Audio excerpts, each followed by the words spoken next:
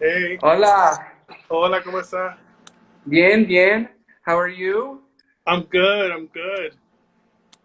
All Sorry, right. I'm making sure I'm stabilizing my phone. I'm excited. I'm excited for this talk. Me too, yes. Entonces, vamos a empezar. Okay, Esta conversación está en Spanglish. Vamos a usar las dos idiomas.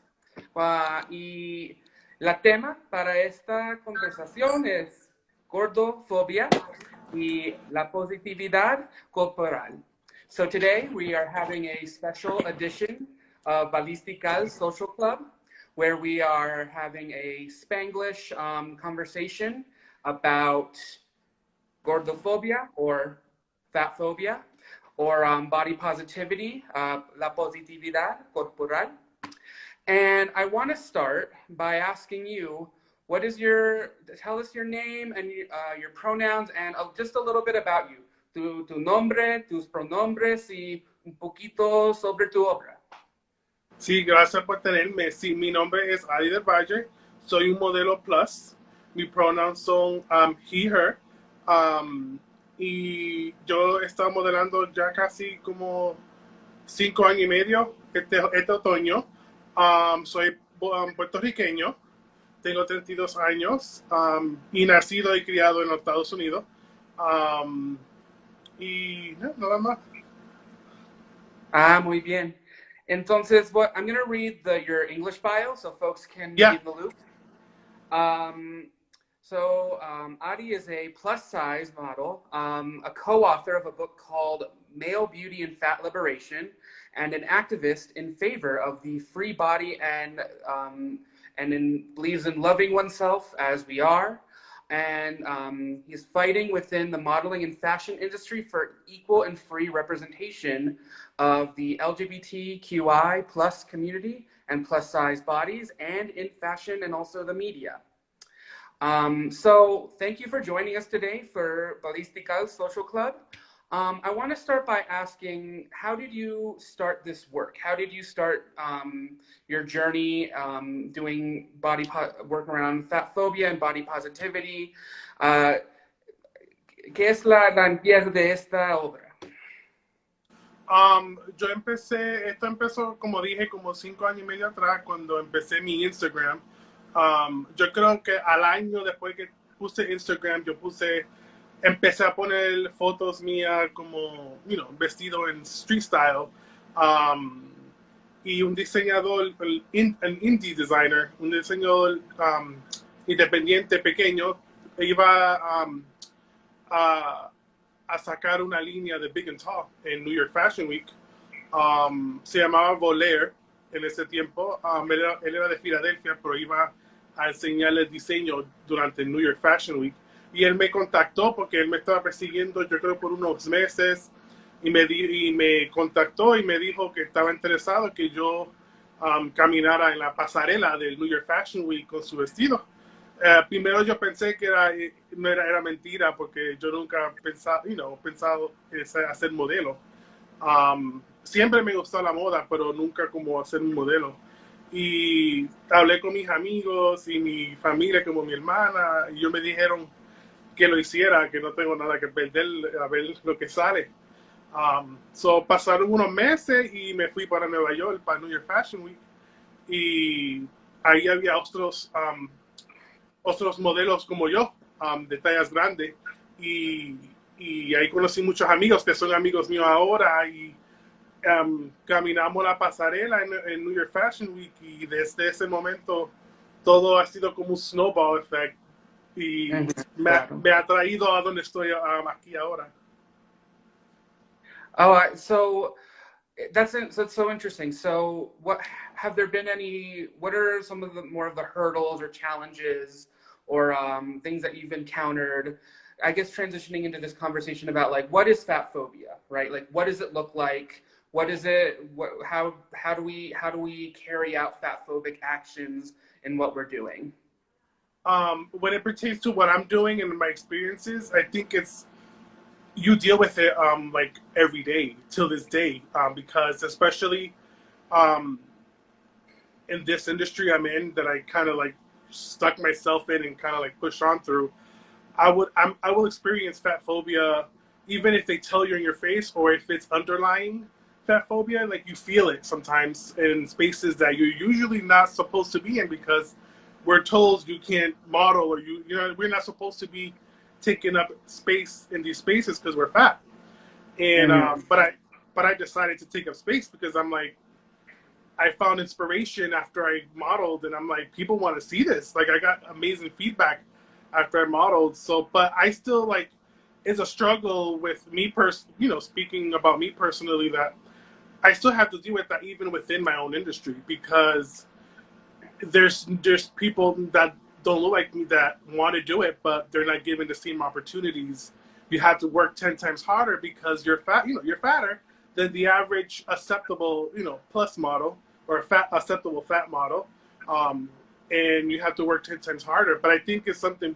I think people that are, you know, fat deal with fat phobia, even as an adult. Like it's something we have to deal with because it's what society has engraved in our heads since, you know, forever on TV, in magazines and media, you know? Mm-hmm. Absolutely. And I find that like more often than not, the bodies that we see, like the type of like presentation that we see in a lot of like media, like TVs or aunque las telenovelas o cosas así, Exacto. hay, hay personas que son, que son flacos, típicamente. Mm-hmm. Y, and what would you have to say, I guess, about like how folks can kind of fight against that, how folks can show up for their fat friends, how Yeah. folks want to combat fat phobia.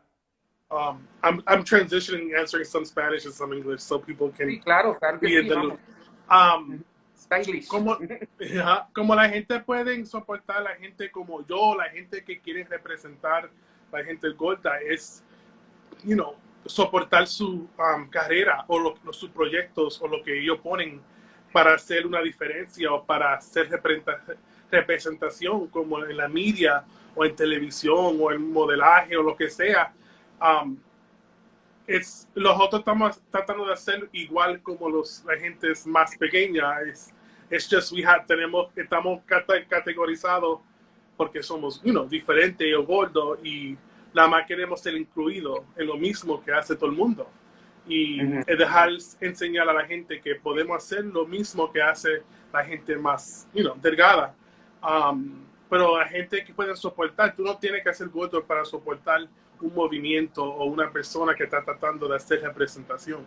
Algo simple y pequeño soportar o you know, o ver una serie que no sé, o soportar un modelo o una imagen público que está tratando de romper barreras es simple y, you know, se puede hacer si ellos quieren. Mm-hmm. And ¿cuáles son los comentarios que encuentras? What are some of the things that you encounter, or some of the things that people say to you, or things, or certain attitudes that you've encountered, like specific things that could be seen as fat phobic? I see it every day. I see it on my feed, or if I do it, if I post something modeling it or a campaign or something.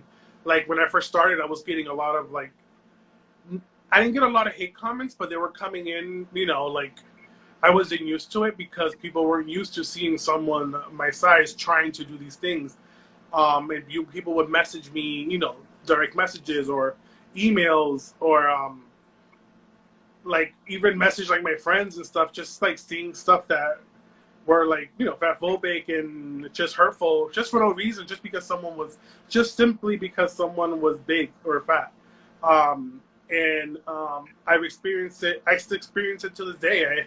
I right now, currently, I'm dealing with I don't know who it is, but like for a month already, memes about me and with fat phobic captions on them, and there are people are messaging me. You know, there's memes about you, and I'm like, I don't even care anymore because I can't keep up, you know, with these people that are trying to like hate and trying to bring down someone that's fat that's trying to make a difference, you know. So I had to like, you know, focus and just not worried about it as much as it can be hurtful or. But at the end of the day, it's like, you know, they're behind a computer screen and I'm here trying to make a difference. trying to fight that fat phobia that, you know, people are trying to throw in that I'm trying to, you know, take away. Mm-hmm. And I find too that it even, oh, I think we're, se corte? Huh? No, we're good. Oh no, I'm here. I'm here. No, la red. Oh. So I find oftentimes that it even manifests itself in innocent comments or comments that are said por cariño, right? Like estoy muy preocupado sobre tu salud, right? People say things like I'm very worried for your health. Or you know, little innocent things that we often think of as being like por cariño or because we care about the person, but is actually secretly fat phobic, right? Yeah. And I guess I'm wondering, like what are some of the things that we can kind of the ways we can have conversations with people about this, right? Like our loved ones, like people in our lives, like what do those conversations look like? Like I used to deal it with more when I was like younger, like in my teens, and I think it's because our families also were told these things too, like so it's brought down to generation, and they think these esta frase, oh, te lo digo por amor, por cariño, porque no quiero que te mueras o algo te pases, o no van a conseguir un novio o novia si te quedas, oh, tú sabes.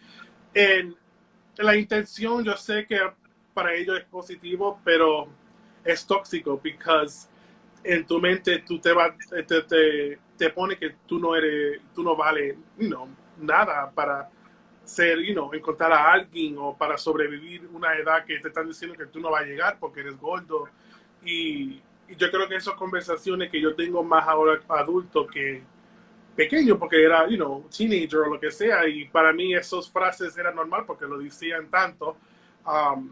Y esas conversaciones yo creo que son importantes tener para romper esas, you know, esos toxic traits que you don't take on to your, you know, let's say to your kids or to your family members, because they're not really like healthy. No son frases saludable porque te afecta mentalmente y, you know, esas cosas tú te lo puedes llevar, you know, por forever.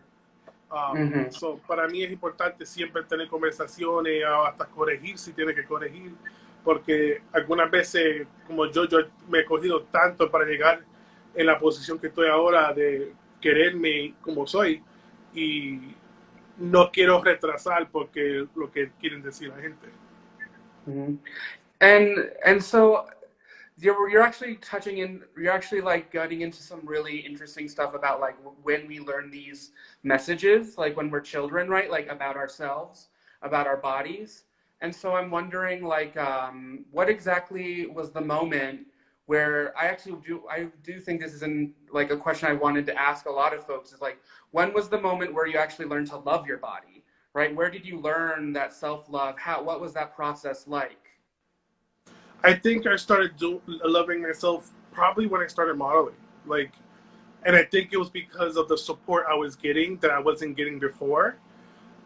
So I think throughout this journey that I've been on for almost 6 years, I think like 2 years in is when I started kind of like, you know, loving myself more. Not because I was getting validated, but because I was getting supported, and you know, you're hearing more positive affirmations, you know, for yourself. So it makes you, you know, it makes you feel good. You want to, you know, you want to be encouraged to love yourself, and I think we should always do that with everyone around us. But I want to say about 5 years ago is when I started like that journey of like, you know, I want to like post shirtless. I want to like, cause, you know, I want to like be like everyone else, you know, that is on my feed, but I feel like I'm not allowed to because I'm fat, you know, Mm-hmm. and then like one day I say the story a lot. My cousin went with me to the beach, and I told her let's go to the rocks and to take some photos. And I took my shirt off, and she took some photos of me, and I looked at the photos. I waited like a whole month with the for looking at the photos. I'm not gonna post them because I was afraid of what people will say or think, and so I was like, let me, I just posted it and I put a caption and stuff, and I posted that photo, and it went kind of like viral, and actually that photo got my first Yahoo article, and ever since then it's just, I think that's when I started like learning to love myself as I am, and just showing that to other people that they can do it too. Like if I'm doing it, you can do it too. Baby steps. Everyone is different, in their journey of that. But I think it's important for me to always show that in my platform that there's no wrong way for you to learn to love yourself. You don't have to be shirtless if you don't want to. You can do it with fashion. You can do it with shirtless if you want, whatever. There's no wrong way. That was my way of expressing that. Mm-hmm. Thank you for sharing that, because I think we often hear so much about like the negative aspects of it. Like I find that in my experience, like when I get called fat, I'm always like, oh, I'm fat, and then they're like, oh no, you're gorgeous, you're beautiful, you're great, and I'm like, no, it's okay. It's like that is what it is, and also like I am those things, but also like it's okay for us to remove the stigma from that. And so that actually brings up it actually, a lot of this stuff is making me think too, like what are the ways in which like the concept of like fat phobia also interacts with like other intersections, right? Like whether you're a trans person or you're Black or in some way like, or maybe you're not able-bodied, right? What are the other ways that fat phobia can kind of interact with those intersections?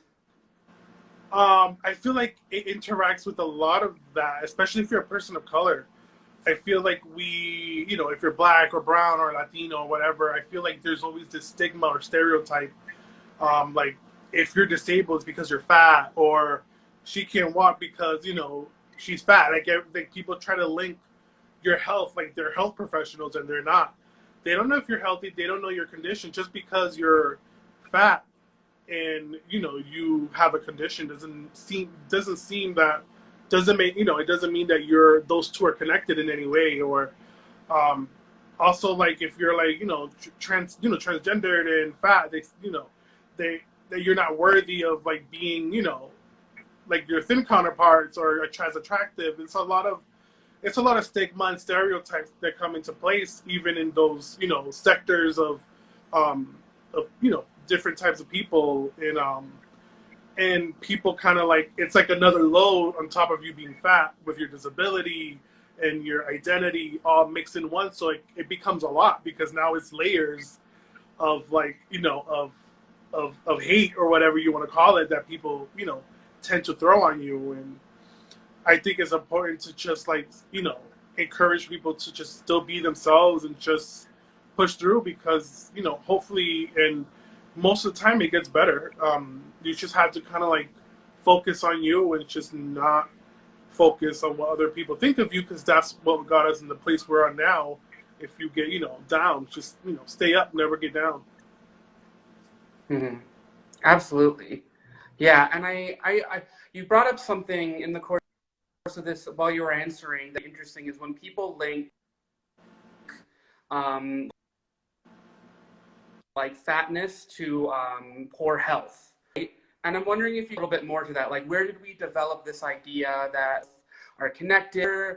What are some of the things that we can learn about or unlearn even about these things? Yeah, I think it's people. First of all, people to stop assuming. Oh, hold on, it froze. Hold on, guys. Can you hear me? Do we have you? Let me know if you can.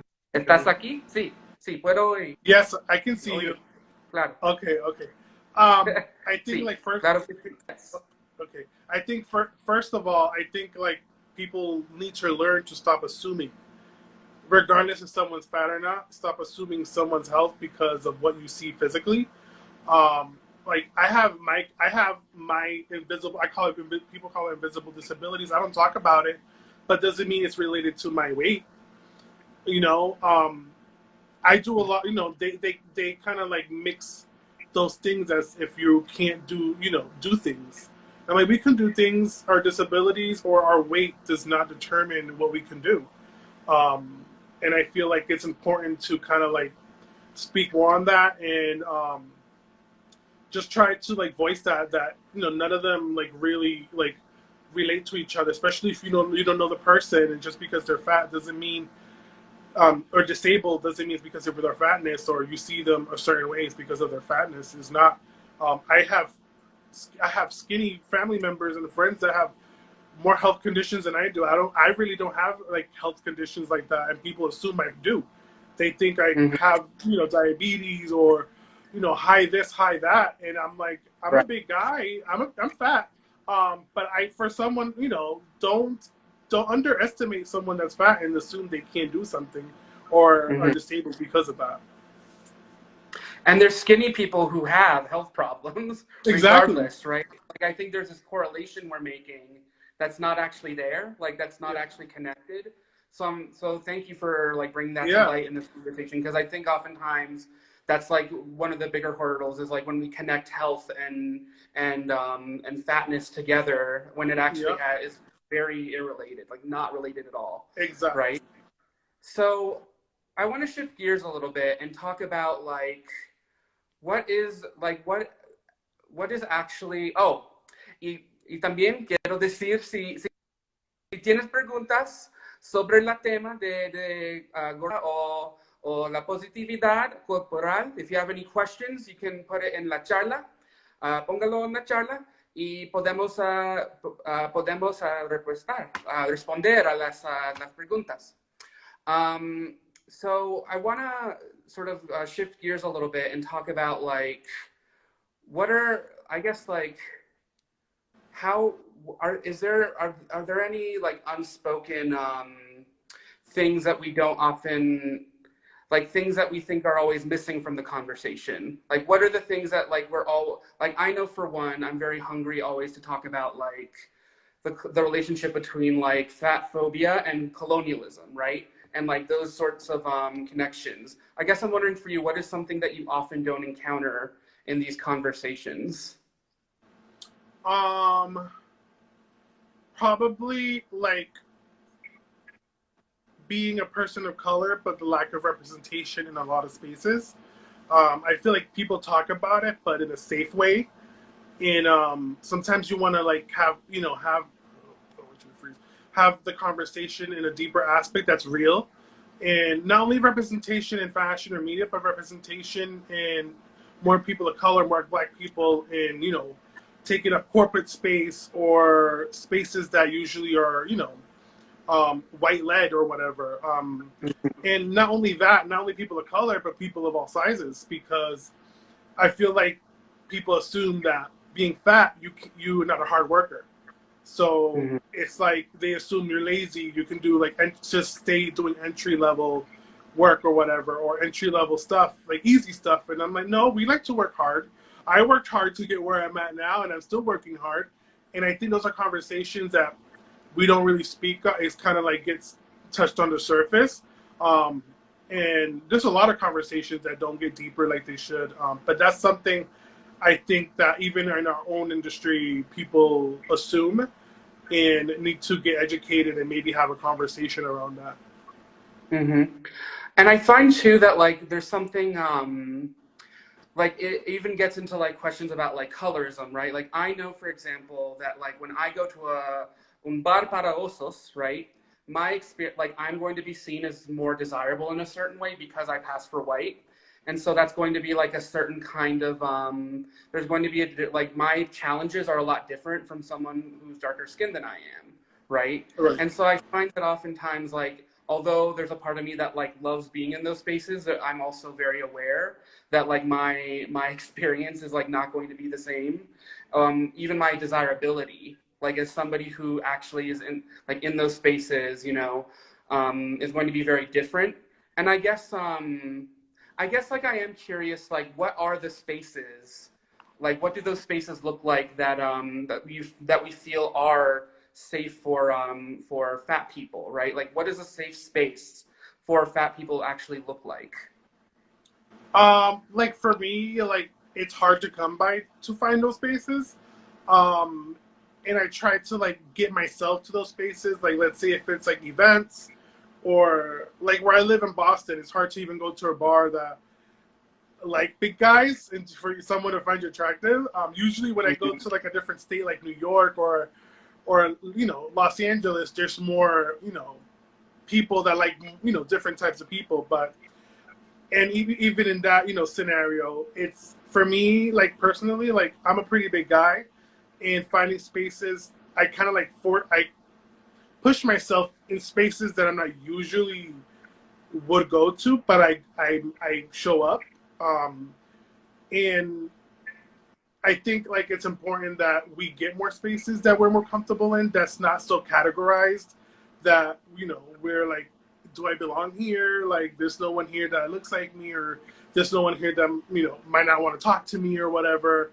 Like you know, I think it's a you know I think for me personally, it's just really like surrounding myself with people that know about these spaces and trying to go because I think it's important to kind of like congregate and socialize and you know and feel seen almost like in you know social spaces or workspaces or whatever. And that's usually what I do. I mean, I kind of like have to do my homework and just find those spaces where I kind of feel like I belong at least. Mm-hmm. And when we're talking about spaces, right? Like knowing that we all are like part of different spaces, I guess Yeah. I'm wondering like what do you think is the current status of like the fashion industry, right? Like since you spend a lot of time around there in those spaces with other models, um, do you what kind of what state do you think it's in? Do you think there's like any kind of push for more representation? Do you think things are moving? Like, how do you feel about that?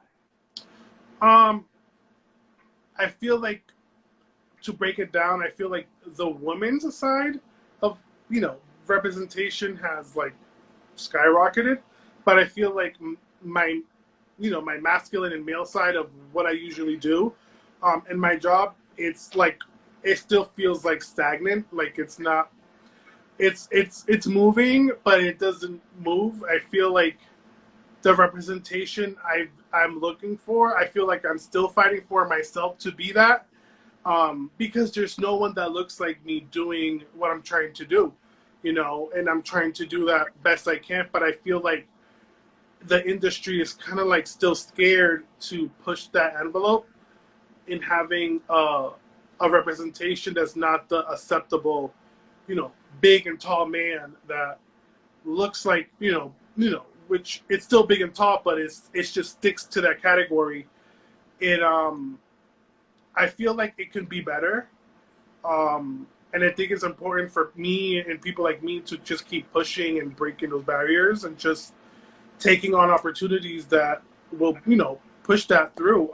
Because if we don't all do it together, it just won't happen. Like if we don't speak, if we don't do anything, nothing is going to progress. It's progressed a lot, since years past, but I think we should be ahead more than we are now. Mm-hmm. And who are some other? I'm wondering. I'm curious, like, if you've encountered other plus size models who maybe who might also have something interesting to say about it, or if you've had any other interesting conversations with people within your industry about these issues. Yeah, I've been talked to a lot of people in my industry, my friends, model friends, like I don't know if you heard of Zach Miko, who's signed to IMG in New York. We're friends. I vented to him. We talk, and he like a lot of models that have done a lot more than I have in like representing. They don't look like me, but they're still doing their job representing people that look like them. Um, they know that they know what I'm talking about and what I'm dealing with to push that because we've talked. And what I love is that they get it and they try to like push that narrative as well that what they look like might be acceptable to the industry, but there's other people that are capable of doing what they're doing too. So I have these conversations a lot, like, when you're frustrated or whatever, you're like, this is so hard because it's like you want progression and you're doing stuff that seem progressive, but it's not capturing on and you just keep pushing. But these are conversations that we have, within, with the people I know, that they get it. They want to do their part to make that progressive, if whenever they can. Mm-hmm. Yeah, I mean, I think it's like a communal effort, right? Like it Right. really is. I love that you're talking about that, right? Because I think I know that there are groups of people like who are supportive, right? And so I love what you're saying about like finding those people, sort of like being within those people, right? And knowing that, like, recognizing like that in relation to the work you're doing, right? And so I guess I'm wondering like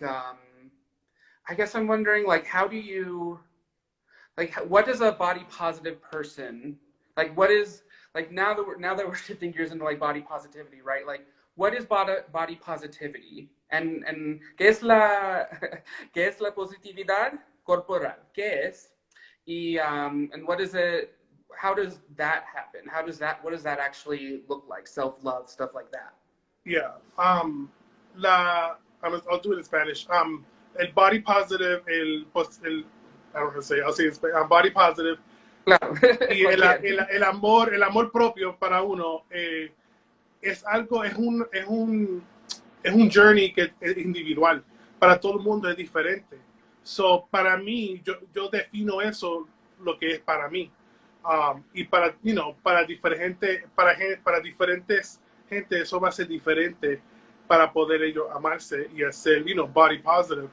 Y body positive para mí es casi, yo siempre lo digo que empezó para las gentes gordas, para poder amarse, amar su cuerpo. Y ese movimiento empezó con, with, people of color and black women doing, these movements years before the movement started. If you do your research, these are the people that inspired este movimiento, pero cogió,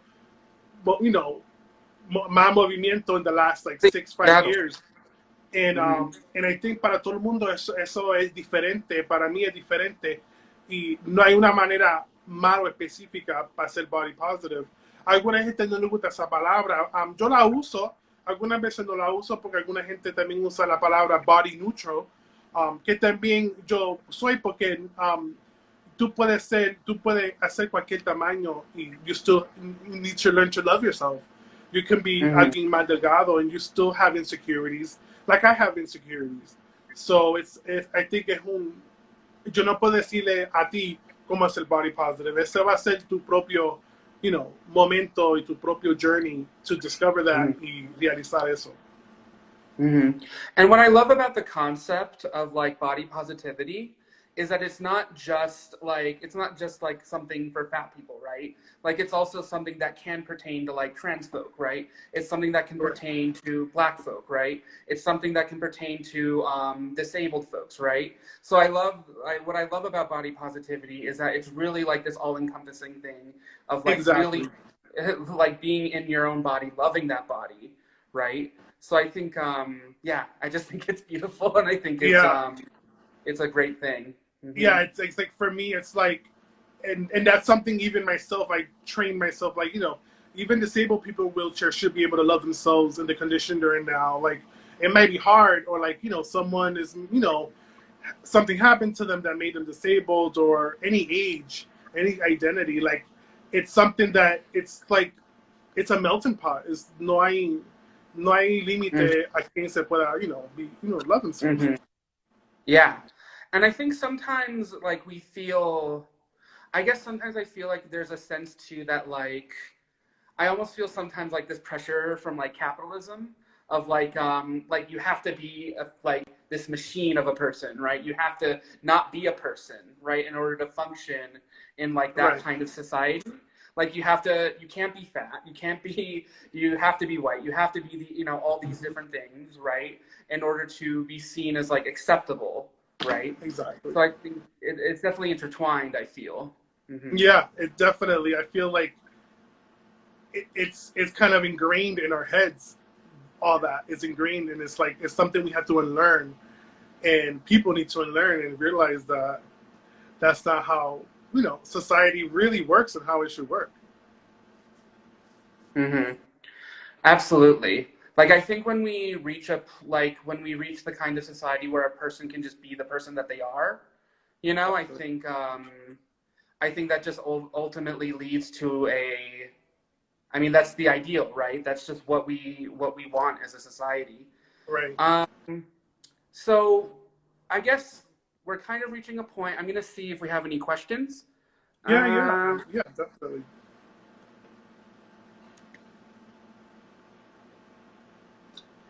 y si tienes preguntas para nosotros, podemos preguntar. Right now, I don't think I see anything that we want to share there's nothing to share. So I think if there's any questions that you think right now that you want to ask, like to generate discussion, if there's anything that you often feel is like kind of left unsaid or questions in general, I know you wrote a book. You wrote a Yeah, book, and tell me a little I bit co-authored. about what that. Yeah, Mm-hmm. sorry to cut off. Sorry, I didn't mean to cut you off. No, no, go ahead. Yeah, I co-authored a book, so I have a chapter in a book. I think that book it's called the title in the beginning. I didn't want to correct you, but it's called the other F word, the fierce and fat. Oh. Yeah, don't worry about it. Yeah, that book. Mm-hmm. It's okay, it's okay. And but anyways, yeah, that book involved a lot of fat bodies, fat creatives, in like models, other authors, media people, writers, um, and so I had a chapter, and the chapter was called "You Are Loved," and I named it that, and I talk about briefly about who I am. I wrote it like if I was talking to like my 15-year-old self. So I want the Mm-hmm. book is really for all ages to read, to get inspiration and just something they can look at whenever they feel down and read different chapters of different people that look like them and feel inspired. So my chapter was talking about my being Latin, being LGBTQ, my experiences, and encourage in a positive chapter, just giving light and encouragement to whoever was reading it. So that was exciting to be a part of and write. Yeah, I mean, I just so correct me again. The title is The Other F Word. The other F word, yeah. Thank you for that correction. And Yeah. if anybody out there is interested, there is a book called The Other F Word. Amazon, you can get on You can, Amazon, yes. oh, you get a sorry. You can get it on Amazon as Okay, you well. can Yeah. pick it up on Amazon. Yeah. Um, so I think we are reaching the point where we are going to start to wrap things up. Um, the last question I want to ask is like, let's say someone who is watching this or someone in your life wants to be more supportive, more they want to love the fat people in their life even more. What is some advice that you have for those people who want to help out and support their fat friends? Oh yeah, that's a good question. I think it's easy things that makes ourselves, our lives easier, and just mentally and emotionally, just be there. Think before you speak. You know, and just ask them if they need anything. Don't assume anything because of our fatness, if it's family members or whatever. I think it's just simple. Just be there, talk to them, and don't be biased towards us just because we're fat. It's just something simple as just being there, supportive, um, and just and educate people around you about us, about someone. If it's a family member of mine's or of yours, sit down with them and tell them, if you hear this or do that, defend me, educate people. Don't let them assume I'm going through all this or I have this or someone has that because they're fat. Those are some examples of how people can support their work. Share it. Share our work. Mhm. Share.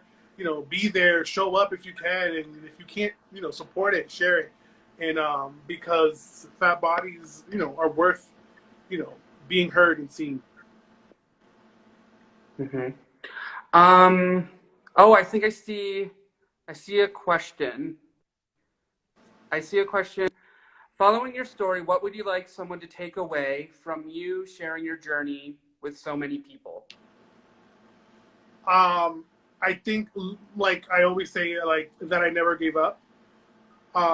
Because I wanted to give up so many times on this journey. I want someone to look back and be like, and even if I don't accomplish everything I have in my mind or in my heart, I want people to look back and be like, you know, he represented us, he was there, he showed up, he never gave up. And, you know, I think that's out of everything is kind of leave my own personal footprint, you know, in the world or whatever or wherever industry or whatever that Ady did this, and there was a reason and purpose behind it, you know. I think that's my takeaway if out of everything. That is a very beautiful note to end on. Thank you so much for taking the Thank time to you. come talk to us. Thank you for sharing space. Thank you for sharing your perspective, your words, your voice. Si quieres ver el video otra vez, vamos a compartir el video por IGTV. And if you like, you can follow us. Please follow Balistikal. Please follow Balistikal in our social club, which is every Thursday. Thank you once again so much for coming. Muchas gracias, Carlos. Yes. Yes, Muchas gracias. thank you. Un placer. Bye. Bye.